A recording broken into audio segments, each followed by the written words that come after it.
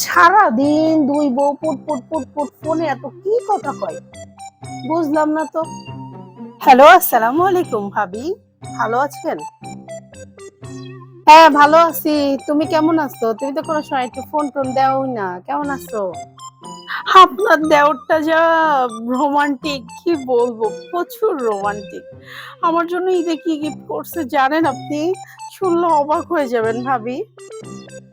তোমার স্বামী তো সবসময় রোমান্টিক, দেখি তো। তোমার স্বামী প্রেমের স্কুলে পড়ছে, আর আমার স্বামী একদমই আনরোমান্টিক, কোনো রোমান্টিকতার ভিতরেই নেই। আমি তো আবার ব্র্যান্ডের জিনিস ছাড়া পড়ি না। উনি তো আমাকে 5টা থ্রি পিস কিনে দিচ্ছে, একটা আইফোন কিনে দিচ্ছে, আর একটা ডায়মন্ডের নোজ পিন কিনে দিচ্ছে। কি যে রোমান্টিক ভাবি, আপনাকে যে কি বলবো আমি। ডায়মন্ডের নাকফুল, তারপরে আইফোন, আর 5টা থ্রি পিস। মাই গড আল্লাহ! ভাই আপনাকে কি কিনে দিছে ভাবি? আপনাকে একটু বলবেন আমাদের? আপনি তো শেয়ারই করেন না, কোনো কথাই শেয়ার করতে চান না। আমি আবার মন ফ্রেশ, তো আমি আবার সবকিছু আপনাকে শেয়ার করতে ভালোবাসি। শোনো, তোমার ভাইয়া আমারে মেলা কিছু কিনে দিছে। ডায়মন্ডের নেকলেস দিছে, আংটি দিছে, প্রচুর পরিমাণ শপিং করে দিছে। যাও, খুব ভালো হইছে। হুম। ভাবি, শুনেছেন ঈদের পরে সব ফ্যামিলিরা থাইল্যান্ডে যাচ্ছে, তো আপনার দেবর আমাকে বলছে যে চলো আমি আর তুমি থাইল্যান্ডে থেকে ঘুরে আসি। আমি তো শুনে সেই খুশি ভাবি। থাইল্যান্ড, থাইল্যান্ডে যাচ্ছে?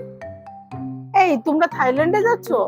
তোমার ভাইয়াও প্রচুর রোমান্টিক। তোমার ভাই আমাকে সেদিন বলছে চলো আমরা আমেরিকা থেকে ঘুরে আসি। আমার আবার শরীরটা বেশি ভালো না, তো এই জন্য আমি আমেরিকায় যেতে চাচ্ছি না। তুমি ঘুরে আসো। থাইল্যান্ড কি, থাইল্যান্ড তো এখান থেকে টুক, আর আমেরিকা কত বড় দেশ, ওরে আল্লাহ গো, স্বপ্নের দেশ এটা। ভাবি, চলেন না আমাদের সাথে, আপনিও থাইল্যান্ড থেকে ঘুরে আসবেন।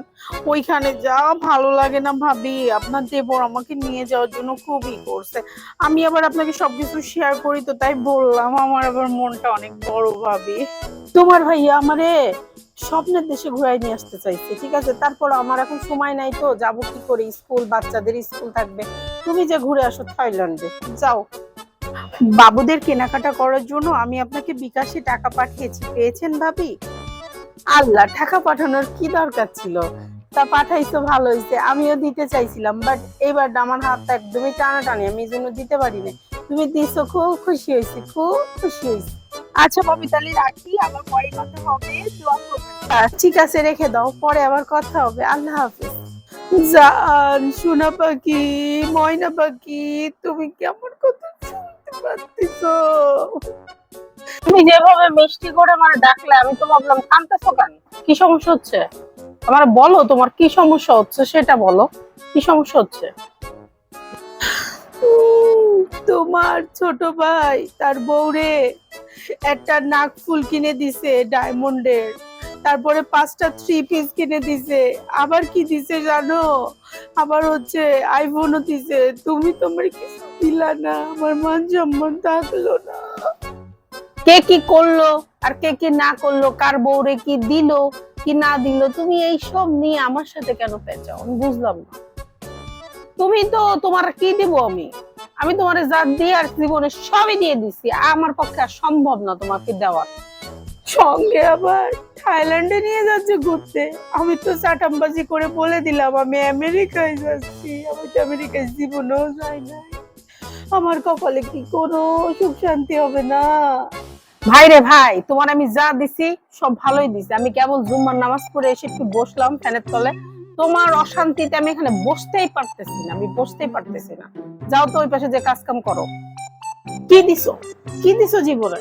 তোমার কাছে আমি কোনোদিন কিছুই পাই নাই। আমি কিছুই পাই নাই, আমার কিছুই দাও নাই। খালি মিথ্যা কথা কেন বলো? আমি কিছু পাই নাই, আমার কপালই খারাপ। আমার বিয়ে না করাটাই উচিত ছিল, আমার না করাটাই উচিত ছিল। কোনো কথা বললেই খালি কানতেই থাকো, কানতেই থাকো, বুঝলাম না বিষয়টা। আরে আমরা পুরুষ মানুষ, বাইরের কাজ নিয়ে এমনি মাথার মধ্যে প্যারা থাকে, তার মধ্যে তুমি এসে আরো প্যারা দাও। যাও তো এখান থেকে। আল্লাহ কি তোমার ভিতরে কোনো রোমান্টিক ভাব কিছু দেয় নাই? কি দিয়ে তৈরি করছে তোমারে? আজকের থেকে 5 দিন না খেয়ে বসে থাকবো, যদি স্বামীর কাছ থেকে কিছু পাই। আজকের থেকে খাওয়া বন্ধ। আল্লাহ। খাওয়া অফ করবো, তা গরুর গোশ কুরবানি দিচ্ছে যে গরুর গোশ, ওগুলো খাবো না। এগুলা খাওয়া হয়ে গেলে তার পরের 5 দিন থেকে আবার শুরু করে দেব। হ্যাঁ, দেখেন খেলা।